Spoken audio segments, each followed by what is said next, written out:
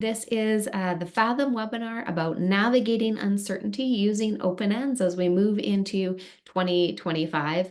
It's going to be a fun session today. Michiah Prull, my co-founder and the Fathom CEO, who some of you already know, is going to be leading this presentation, drawing on a lot of work that he's done, that his experience over the last decade, as well as a lot of what we've been seeing at Fathom over the last 18 months, processing more than 30 million open-ended responses. We get the opportunity to really glean a lot of insight based on all of that work. So we're going to share from there today. In terms of agenda, Michiah has about half an hour, 35 minutes to walk through a really comprehensive deck, lots of information in there to share. We will include a little Fathom demo. I know some folks, definitely want to see Fathom in action, but we aren't going to be really focused on Fathom. We're really going to be focused on methodological principles, how you can use open ends to really set yourself up to be able to leverage advanced text analytics and some of the other advances with AI that are available for you. We will do that little demo at the end, and then around to Q&A, make sure we can dive into your questions, really focus on the things that matter most to you. So without any further sort of introductions, I'm going to kick it over to you, Michiah. Thank you very much, Tova. Thank you everyone for joining us. I'm going to dive right in. As Tova mentioned, you probably know us as the folks who do text analytics. What makes us different is the level of quality and detail of text analytics that we provide for researchers. I'm going to show you a quick demo at the end, as Tova mentioned, and we'll come back to more of this. But part of this work is that it gives us the opportunity to work with leading researchers across industries, everything from major brands through to some of the leading market and public opinion researchers in the field. And so it gives us a front row seat to a tremendous amount of research. And so today we're going to be looking at a few different things. This really all fits within a topic that is very near and dear to my heart, which is how to use open listening, that is open-ended questions, to help navigate times of uncertainty. And this is very near and dear to my heart because it's something that I spent the better part of a decade working with Tova and one of our previous companies called Avalanche that I'll tell you about, helping to navigate unprecedented issues and some of the issues that affect our lives the most. And we learned a lot in that period. So we're going to share 5 best practices we learned from that around how to use open ends effectively. I'm going to give you a quick tour of some of the key analytics capabilities that you're going to need to get the most out of that good data now that you've collected it with smart surveys and smart questions.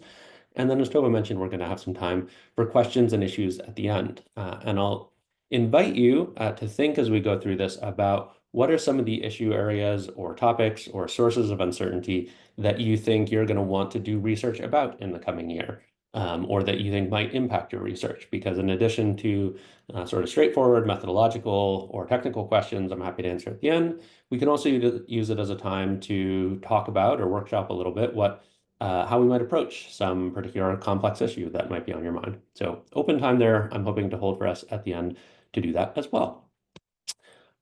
I'm going to get started just by giving you a little bit of context on who we are, where I'm coming from, and then we're going to move into those best practices. So I mentioned that Tova and I co-founded a company before this that was called Avalanche. And Avalanche was a market research company, and we specialized in mixed methods at scale. That is, large-scale surveys, 1, 5, 10,000 responses with lots of open ends.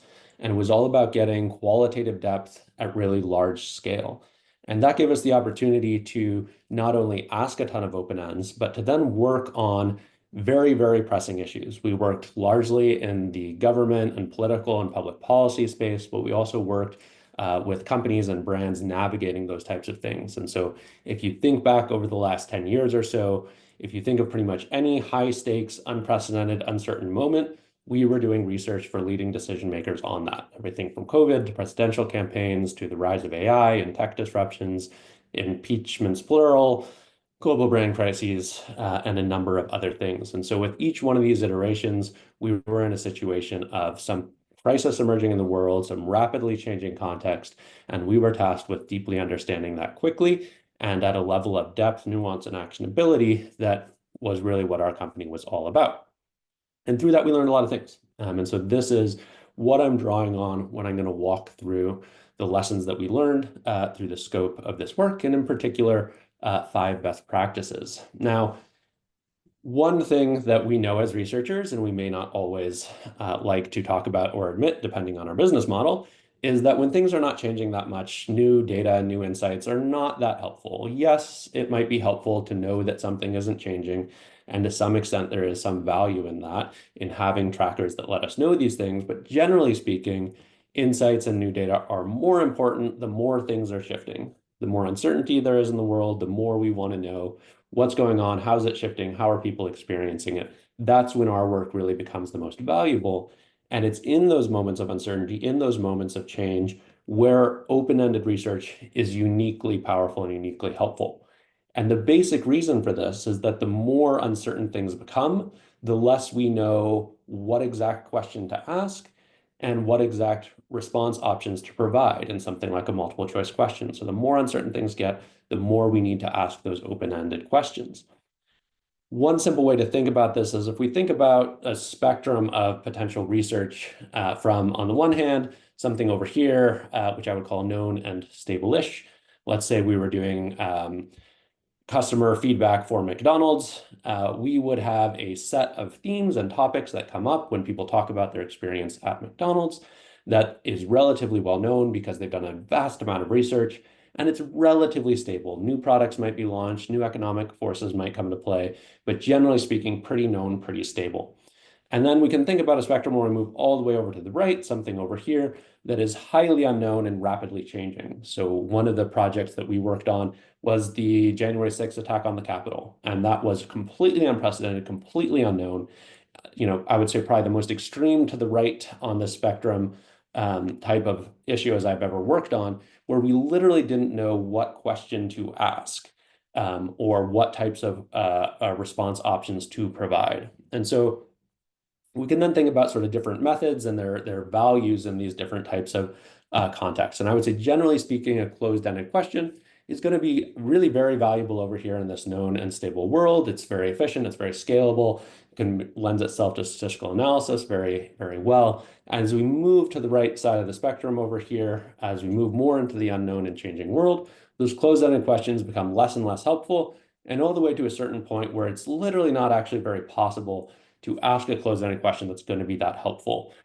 Around the events of January 6th, perhaps we could ask whether or not a respondent approved or disapproved of what had happened.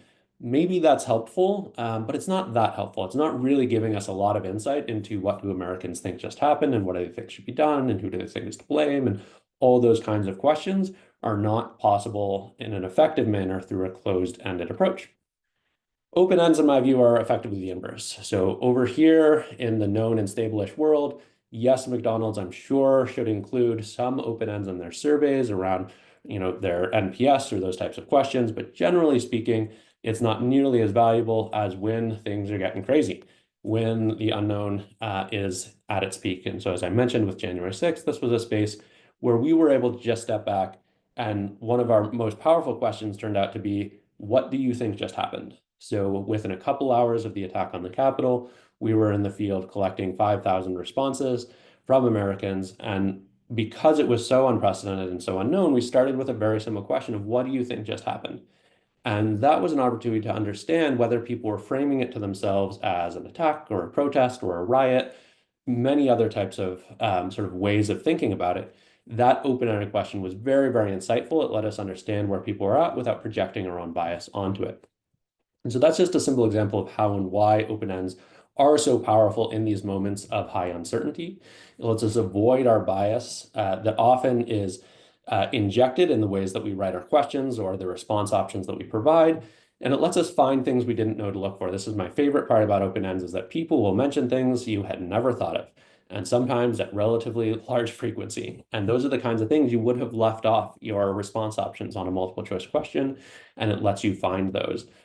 It also just lets you get a lot more depth and nuance, and I show you a number of examples of that, especially as we get into the emotional and narrative aspects of how people are experiencing these times of uncertainty. So given that context, I hope we're all persuaded and on the same page that as uncertainty goes up, open-ended listening more and more powerful.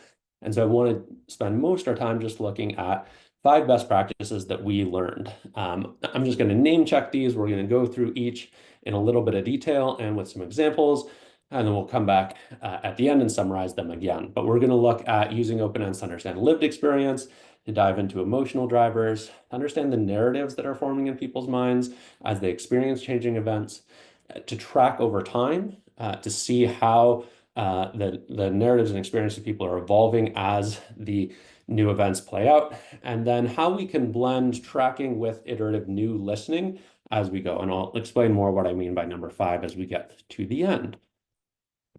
As we go through this, I'm going to use an example that hopefully is not too top of mind, and it's been long enough that we can now talk about this without causing too much exhaustion and trauma. But we did one of the first rounds of large-scale public polling following the emergence of the coronavirus. We were in the field, I believe, 10 days after the WHO first announced the global pandemic. And from there, we did recurring research that was provided to leading government and public policy figures in America to help them understand, in particular, how to engage with the public for a mix of public policy and public health objectives. And so that meant that we were doing open-ended listening at what was a completely unprecedented event. And I'm going to use some data from this as we go, illustrate the different types of questions that we were able to use and how they proved to be very, very helpful in this extreme case.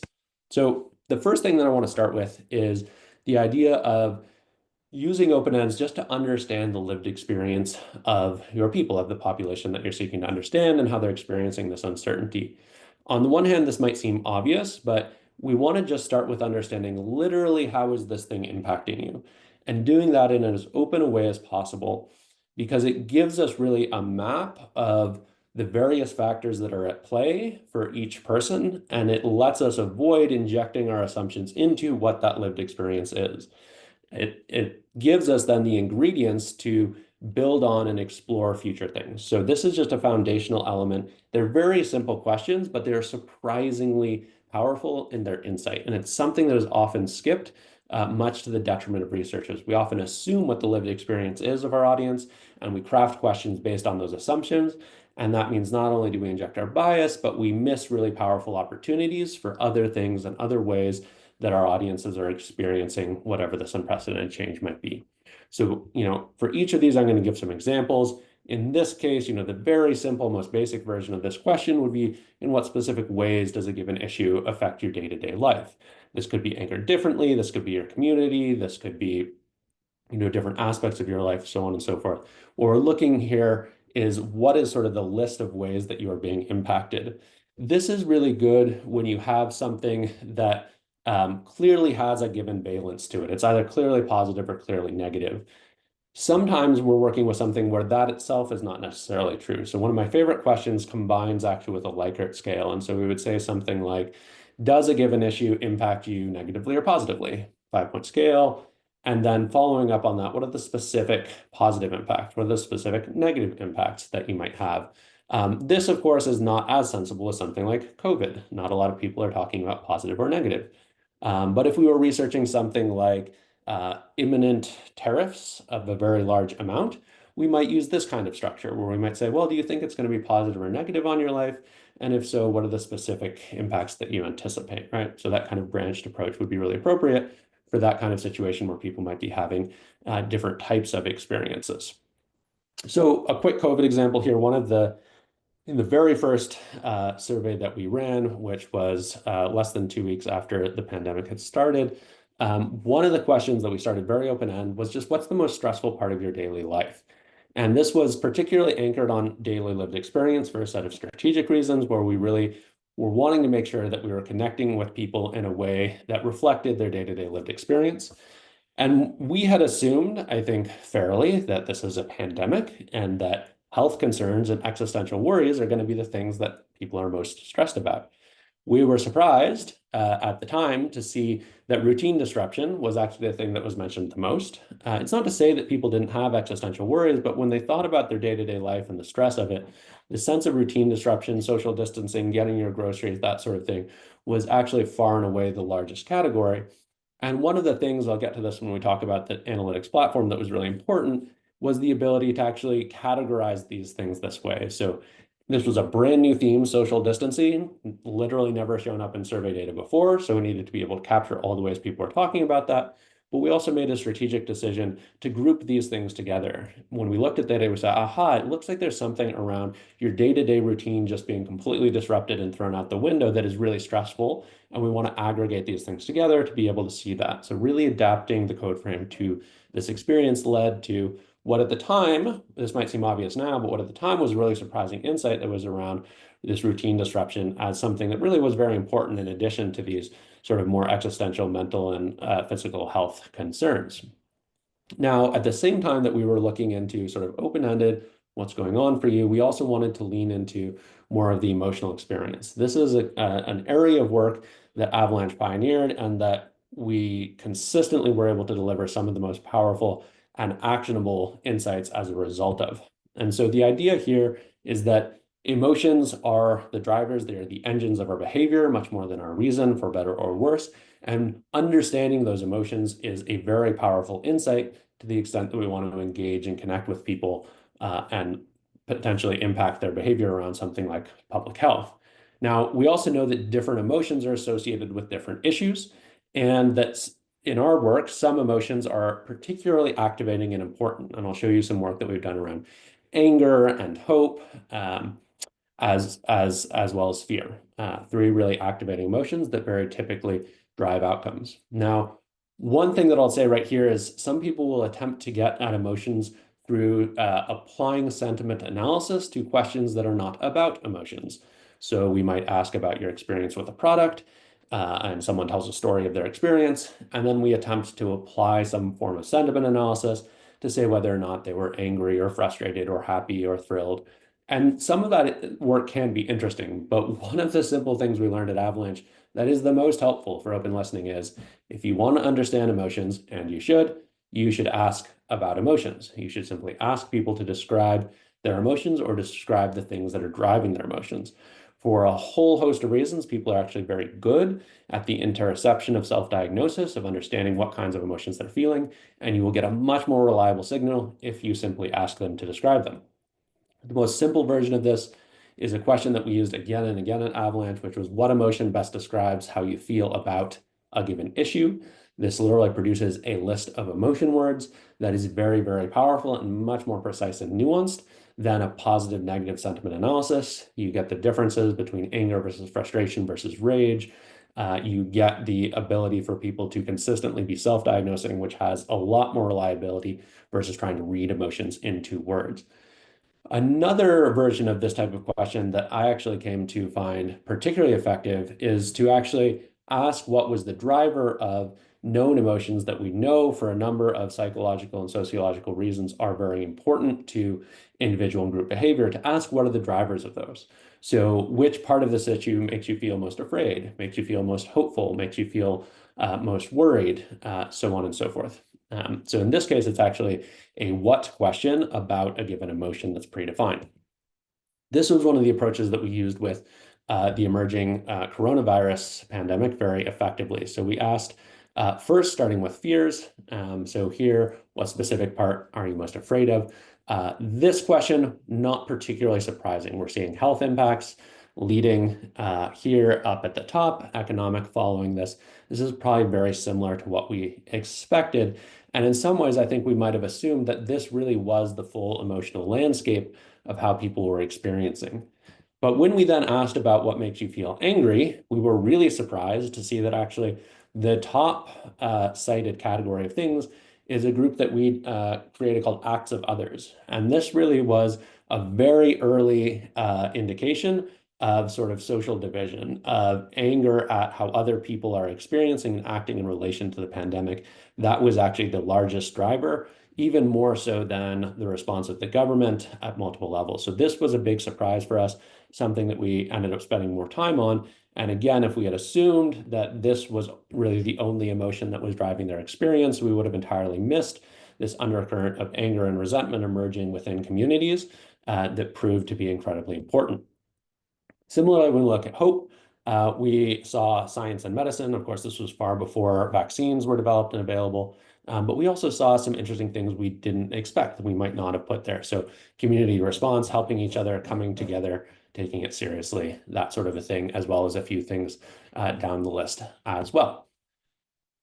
The third piece that I'd encourage is mapping narrative elements. So this takes a minute to unpack. The idea here is that the way that we understand unprecedented events is by fitting them into and creating stories in our minds. There's a whole host of research I'm happy to talk about that validates and backs this up.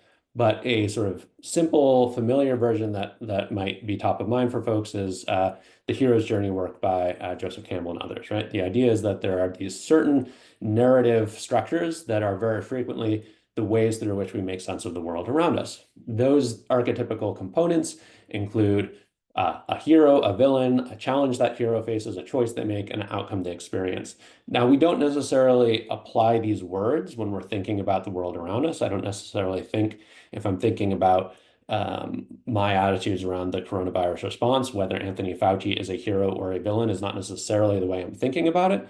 But when I think about the story of how I see things unfolding, it's very likely that I'm putting people into these kinds of categories in the ways that I'm making sense of it.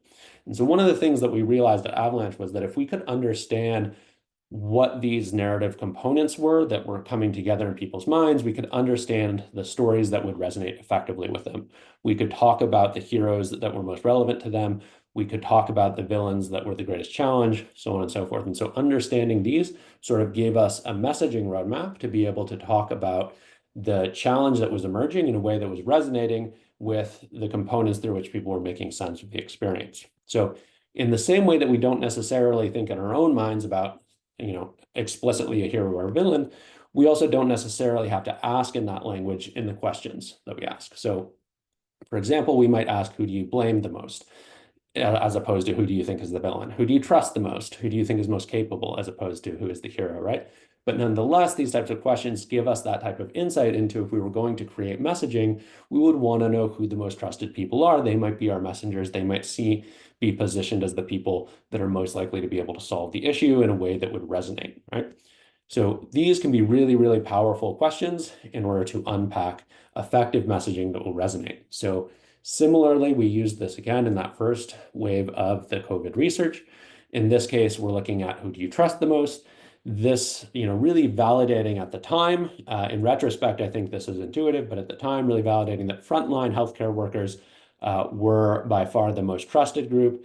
Health experts, so not actually doctors, but other experts at the time, at the very beginning, were relatively highly trusted. And this is an area, of course, where we started to see changes as we watched the tracking over time. These folks remaining a more durable source of trust. These folks down here losing trust among certain constituencies and groups over time as well. We similarly asked, who do you blame? Again, this was a time where we really weren't sure how widespread or where the blame was being put. In this case, we saw among a large part of the population in America early on a connection with China. The Trump administration still leading. This sort of became larger and larger of a force as the public perceived the handling of the pandemic to be poor. And again, this shifting landscape around who is to blame really reflected the emerging narrative over time. So this also became a very powerful component of messaging guidance that we were able to provide. Now, the next piece that we've talked about, everything that I showed you so far was in the first survey that we ran nationally. Of course, our work then was to track this over time. And in this piece here, I'm going to talk about the areas in which we effectively repeated open-ended questions. And this, of course, is a very powerful approach where you're able to see shifts in known themes. So of all the things that we just talked through, how are they shifting over time? We're also looking for the emergence of unknown or unexpected themes. This is really important from an analytics capability standpoint. You need to be able to add new themes to your system as you go because new things are going to pop up that might not have been there. Ivermectin as a theme showed up, 8 months into the pandemic, never heard of that before. We needed to be able to track it. Similarly, we also came to believe that directional shifts were often really important in open ends. So while we would pay attention to what are the top most frequent themes among given audiences, we also were really interested in even relatively lower amplitude directional shifts. Does something go from 3 to 8 to 15 over the span of a month or two? That ended up being really helpful and powerful insight in terms of the guidance that we provided. And then the final point that I would note here is that one of the just simple things we learned is that narratives always evolve. What I mean by that, to take an extreme example, is that the story that you hear from an audience immediately at the beginning of an event unfolding is not what you're going to hear a given period of time later. And so part of your task and opportunity in this work is to track that evolution. An extreme example of this would be the January 6th attack on the Capitol. When we ran that first piece of research in the hours after the attack, there was a very broad, very bipartisan agreement that what had happened was criminal and should be persecuted as such, and these people should, face the full implications of the law. That, of course, changed over time after months and even years of messaging. If we were to pull that question again, we would see a very different narrative. Now, what's important is that what you see here at the very beginning is the building blocks, and it could move in different directions. And so that really is the opportunity, is to understand, wow, if we actually have broad bipartisan agreement on this at the very beginning, how do we work with that in a way to achieve the types of objectives that we are, or our organizations that we're working with are working for? So what I'm going to show you here is just a couple of shifts that we saw, in particular as the surge really took off. So we did a next wave of research. This was the point at which we, of course, did not yet have vaccines. We did not yet even have good therapeutics. And so fatalities surpassed 2,000 per day in the United States. And this is when we were back in the field. So I'm going to show you just a couple things that, of course, were very important for us. When we look at fears, of course, health impacts had really, really picked up as the largest and most significant fear, as we would imagine. Interestingly, though, when we look at sources of anger, we start to see the emergence. So this theme, life in lockdown, was way down the list before. And what we start to see is that this sense of resentment and anger about the constraints of life in lockdown was starting to climb up the list in a very acute way. And what was powerful about this research was to be able to see both simultaneously. On the one hand, people are very afraid existentially for their health and well-being. On the other hand, they're very angry about various aspects of their life in lockdown, as we can see over here as well. And again, actions of others continuing to be an important theme. Finally, when we looked at hope, we started to see a couple things. One, science and medicine, pretty much static. It hadn't increased at this point, and it hadn't yet decreased, which was actually a thing that happened a little later on. But we were seeing an erosion of sources of hope within community response. And again, when we put together sort of the trend line here, we're starting to see sort of a social fragmentation and a sense of anger at lockdowns and lack of trust and lack of hope in your community response and those around you. These trend lines proved very, very, very important, and particularly as we were advising organizations that were rightfully focused first and foremost on health impacts, and also being able to connect the dots to some of these sort of underlying threads around anger and social cohesion were really, really, really important. The final piece that I want to mention is that as we're doing these subsequent rounds of listening, we want to blend repeating questions with iterating new questions. Now, the way that many people will do this is they'll start with some open-ended questions, maybe how does this impact your life? And then they will pivot immediately to a closed-ended question. Basically take the themes from the open end, turn them into a closed-ended multiple choice with those response options. What I would suggest as a much more helpful and powerful tool is to take the themes that are coming out of your first round of research on something like, how is this issue impacting your life? And then instead of going to a second closed-ended question, ask a more focused open-ended question that will zoom in on that. And I'll show you what I mean with an example here. So in this theoretical example, we might ask, what are the greatest challenges your family faces on a daily basis, right? We would get a set of themes that would come out of that. And some of them would be not surprising, like economic factors. And depending on the context and the researcher, there might be some that are more surprising. Perhaps we see an interesting thread around caring for both elderly and kids, sort of a family caretaking theme. And because the context of our research, perhaps that is interesting to us. In a second round, I would suggest a more focused followed open-end. What are the greatest caretaking challenges your family faces on a daily basis? So we're going from that broad open end in the second round, doing another open end, but one that is much more focused, really zooming in. And this will be really, really powerful. The more sort of semi-constrained you get in open-end, very frequently you will get really interesting insights at sort of this level of analysis where you anchor it on something relatively specific, like caretaking, and you're still asking open-ended to hear those stories. So this was a space in the COVID research and many others where we would start in that round one that I described very open-ended, but then we would find certain things that seemed really interesting, and we would then zoom in. So in a first example here, I already showed you this slide a little while ago. This was one of the first questions we asked, sort of sources of stress in your daily life. And we saw this, and we saw some changes in this over time. One of the things that we saw in the data was what appeared to be a really big difference between the way that people were describing their sort of current sources of stress, things day to day today that are worrying me, versus near term. So in the next 6 months, what are you worried about? We started to see in the open ends a sense that that might be really different. Here I'm worried about just routine disruption, getting through the day, some amount of health, some amount of finances. But what we saw in a next round where we asked a different open question, which was, okay, but tell me about the next 6 months. I'm actually going to shift the anchoring in time here from sort of present to let's look at the next 6 months. What we saw, of course, is that financial concerns really, really dominated, right? And so this was a helpful insight for us to be able to see that day to day, there's kind of this getting through the day stress. But when you zoom out a little bit and you ask, what are you worried about over the next 6 months? This sense of financial stability really, really became one of the leading insights. So this is just an example of a simple question that was taken from a hypothesis that emerged from the previous round. And so I would really recommend holding something like half of your instrument in a recurring way for these types of deeper dives on things. And some of these you might repeat. So this one, we actually ended up moving into becoming a tracking question over time as well. So just a quick summary on what we talked through, and then I'm going to do a little bit of a quick analytics demo here for you. So first of all, start with lived experience. Please don't skip past this part. It seems very simple and basic, but it gives you a lay of the land, the contours of the experience people are having. It helps you create smarter, more informed insights, and it helps ensure you don't miss things you didn't know to look for. Following that, leaning into emotional drivers is one of the most powerful, insightful things you can do. One very simple way to do this is just to ask people to identify the emotions that they associate and that they feel in relation to a topic.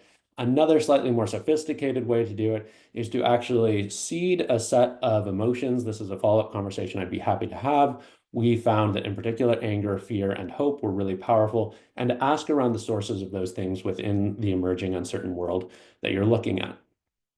Following that, really understanding the narrative components, especially if you're working with an organization that's going to be doing messaging, that's working on advocating one way or another, or working with public policy, or working with stakeholders, really understanding who do people trust, who do they blame, what's the story that's coming together in their mind is a really powerful way to then craft messaging that will resonate and that will be effective in that context. Of course, listening over time for changes is a very powerful approach. Of course, scope and budget concerns can limit this to some extent, but it is a very powerful way, especially with that open-ended listening, to see how things change, because they do always change. And our opportunity is to see how a narrative is evolving and look for those opportunities to influence it. And as we're doing that listening, then the final piece is to look at how you're blending some amount of tracking, I would say roughly half of tracking, repeating questions with something like 30 or 50% of iterative new questions that are coming out of the previous round. And that an opportunity here is not just to ask more closed-ended questions, but to create smart open-ended questions that come out of hypotheses from the previous rounds as well, and to balance that blend as you continue to go. So everything that we've talked about so far has really been in the space of how do you generate really powerful data in an uncertain context where those open ends are going to give you really rich insight that you're not going to get from anything else. Now, the assumption then is that you're able to really make sense of those open ends at scale quickly, but in particular with a level of detail and nuance that's really going to let you find the kinds of insights that I just showed you. So we did this for the better part of a decade. We tried all the other tools out there, and we were very frustrated by them. We then spent a ton of time manually coding our data to get it the way we wanted, and eventually we built a system to be able to provide the unique quality of coding that we relied on to other researchers. And that really is what Fathom is today. And as I mentioned at the top, what makes our product unique is that it is a human in the loop system. That means there's very powerful AI at work, but we also have expert human reviewers. And it's that human in the loop component that makes our system uniquely adaptive. And that is really, really critical for this type of use case where there are new things coming up in the data. And so to do this well, you need a tool that first of all can adapt to changes in the world. So we saw a whole bunch of unique themes popping up in the COVID research that were not themes before. You need a tool that's going to be able to get those and get those right. But you also need a tool that can adapt to your evolving strategic lens. You're going to want to look at it a certain way based on your theories, your objectives, and your goals. And that kind of unique code frame is a really powerful way to make sense of the data. So just to quickly go back to the examples that we walked through, in terms of adapting to a new context, a very simple version would be the first question that I just showed you, where we had, what are your stressors of daily life? And we have some unique themes here. Social distancing, again, not a theme that had ever shown up in data before. If you were to just throw this at an AI on its own in the first days of COVID, it's not going to know what this is, but a human that understands the present context will, and that's going to be really required to get these key unique themes. I'll show you another example of that in a moment. But the other piece is then to provide a way of aggregating these. So strategically, we looked at that and said, oh, there's something here about routine disruption. We want to actually aggregate these all together as a higher level theme. Again, that's a way of adapting this code frame to really get at a strategic insight, and being able to do that really requires a system like we've built at Fathom to get this kind of insight. The other piece, another example, is really about the strategic lens. So when we were looking at something like what makes you most angry, we decided to create a category that was putting together all the acts of others, because our intuition was that there was something emerging here around social fracturing and fragmentation. And so there's a very strategic decision to put something like hoarding and overreacting and selfish and not serious enough all in one theme. And this is a very human in the loop type of decision to do this. And it proved to be one of the most powerful and helpful insights. So you need a tool that's going to be able to adapt in these kinds of ways to find new themes that are really unique to this context, but also to aggregate them into ways that are particularly actionable given the strategy that you have. And thankfully, that is what Fathom is for. We have literally built an entire company, an entire platform exactly for this, so that other researchers are able to find the type of unique breakthrough insights that we built our business on. So what I'd love to do now is just switch screens here, and I'm going to do just a quick walkthrough on Fathom. As Tova mentioned at the top, I'm going to keep this quite light, 5 minutes, maybe 10 at the most, just to walk through and show you a couple of the components that connect to what we talked through today. If there's other functionality that you're really interested in, I'm happy to talk about it in the Q&A period. But I want to just connect the dots a little bit from the types of capabilities we just talked through in terms of adaptiveness to what it is we are able to do in Fathom. So to do that, I'm going to switch over. We're now in the Fathom platform, and what we're looking at here is a question that we ran over the summer with a partner called Civics that was reactions to the presidential debate. So this was fielded in roughly the 24 hours following the presidential debate. We're going to look at a subset of about 300 responses here that we can share. And so, this is a classic example of a rapidly emerging situation where there are going to be themes in the setting that are, entirely dependent on literally a debate that just happened in that moment. So a simple example for us to look at. If you're familiar with the Fathom dashboard, you'll know up here is, a set of insights that are a summary of what's happening in the survey overall. I'm going to move past those for now, and you'll see that what we're looking at here are a few different questions that are in this example. What do you think was the most significant single moment of the debate? So again, here's just a nice example of where an open end can be really helpful. You could not craft a closed-ended version of this very sensibly, even if you wrote it right at the end of the debate before fielding, because you surely would leave some things off the list that other people might have picked up. You would be injecting your own bias. So just a simple example of a case in which an open end, again, is really helpful. We see this with lots of content testing applications, other things like that, where you want to just ask what moment really stood out. Further down here, we then have questions around how would you describe Kamala Harris's debate and how would you describe Trump's debate. And for each of these, you're seeing the top 3 themes, and you're seeing some sentiment analysis layered over those. So as far as most significant moments, we've got some policy positions, Harris debating Trump's weaknesses, and biased media coverage.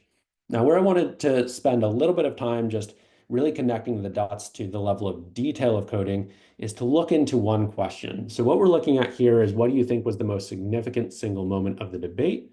And for folks who are new to our platform, I'll just reiterate that these darker blue bars, these are high-level themes. Some people call them nets or parent themes. So 16% talking about policy positions overall, and then among those policy positions, we have all of these more detailed themes. Of course, we do multi-coding, so very frequently these will sum up to more than one, more than the higher level theme. So we've got policy positions, we've got Harris baiting Trump's weaknesses, a ton of specific examples of that. Biased media against Trump, Trump coming unhinged, some specific examples about that. Trump's closing about her record, and some specific examples about that, and more as we scroll down. So this is a great example of a space where detail is really, really extreme and specific. So here we're looking at literally very specific quotes that are being coded accurately and specifically. You were fired by 81 million people. The handshake at the top, right? So the human in the loop system is able to identify that these were specific moments within the debate. This is not something that even the best AI is going to be able to do, because the best AI does not understand the context of the debate that just happened, and it's not going to be able to aggregate these effectively for you. But in addition to that, our human in the loop process, we made the decision that we wanted to see all of these put together because we thought it was strategically helpful and powerful to be able to see all of these as part of a larger theme of Harris attempting to bait Trump on his weaknesses. And so that, again, is a decision that is very human informed and leads to unique type of insight around who is talking about these as we get into segmentation.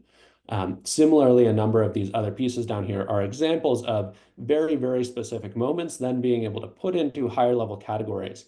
And so this detail and actionability is critical. Of course, as always with Fathom, when we want to understand what's really going on with any of these, we're able to click in and get all the raw verbatim responses associated with those. We're able to get a nice theme summary if we want to generate one here that's going to give us a sense of what's really going on in this theme overall. As we read through, we're going to get that. And of course, we can get this nice narrative summary here, which can be used for reporting or just your own sense making as you go. Similarly, we find as you're sort of digesting all of this type of information, it can be really powerful to get a nice narrative summary. So overall, we've added a capability up here that's going to give you a summary of what's going on in the question overall, as well as the top themes one by one. These are really different in an important way than what you would get from something like ChatGPT, because what's happening is this is based on a highly accurate labeled data file. That means the themes are precise and the frequency is exact. The level of rigor and detail that you're going to get in this kind of summary is completely unique to Fathom and very different than using summarization. So this is just a really powerful reporting tool because you can always count on it as something that you can share. And then the final piece I want to share just before we go to questions is one of the really powerful things when you're doing this kind of rapid response research is to look at segmentation. So in this case, we've got 450 responses. It's not a ton, but it's enough to really wonder, okay, how did perceptions of the most significant moment vary as a function of other types of factors? And so in this data file, we have a handful. We have something, fairly straightforward like party ID, as well as a number of demographics. And of course, you could include as many of these other factors and variables as you want. In this case, I'm going to look at gender, and you'll notice that our system is already detecting that there may be some meaningful variation there. And so if I click into gender, a number of things are all going to happen at once for me. The first thing, if I simplify this, is that we're just going to see a comparison of female and male respondents. And we're seeing a remaining set of themes highlighted for which there is significant difference. So just at a glance, I can see that men are significantly more likely to mention biased media and moderators, for example, and a number of other themes here, women more likely to talk about the ways in which Harris was defining herself effectively. On the right-hand side, I'm getting a nice narrative version of that. So an overview of what are the differences by gender among respondents, and then a breakdown for each of them. So here is what makes female respondents more likely, what they're mentioning more frequently. Similarly, male respondents and similarly prefer not to share. And for any theme that I might want, I can just dive in and say, okay, what exactly is the strength of the relationship here for biased media, by gender, and I'm going to get a detailed breakdown along with the particular metrics if I want to be sure of the strength of that relationship. So this is a really powerful example of how in an emerging, rapidly shifting context, you can ask open-ended questions, you can find really interesting insights like the role of media bias, and then you're able to run a very robust and very rigorous statistical test to be able to be sure of those relationships. The final thing that I'll say that we do all the time is, from that, I might have a follow-up question. I might wonder about something like, well, let me look at male, non-college versus college-educated men. Let's have a look at that. And so being able to look at these comparisons on the fly is very helpful. Again, we can very quickly validate that non-college men are significantly more likely to be mentioning this media bias theme. So that kind of on-the-fly analysis, again, very powerful when you're doing this rapid response analysis. You need to quickly look at these types of hypotheses and test as you go through your analysis. As always, all of this can be pulled out of our platform. We can talk about integrations, other types of capabilities here. But we've got 10 minutes or so left, so would love to just pause here, see what questions folks have. I hope this has been a helpful walkthrough, in particular, just on the unique power of using open ends for these rapidly changing environments, whether it's technology shift or political shift or economic shift, and the unique ability that those open ends have to help us make sense of a rapidly changing world. So I'm going to pause there and would love to see what questions folks might have. I'll open up the chat here. And I think Tova is going to go ahead and do a little Q&A for us.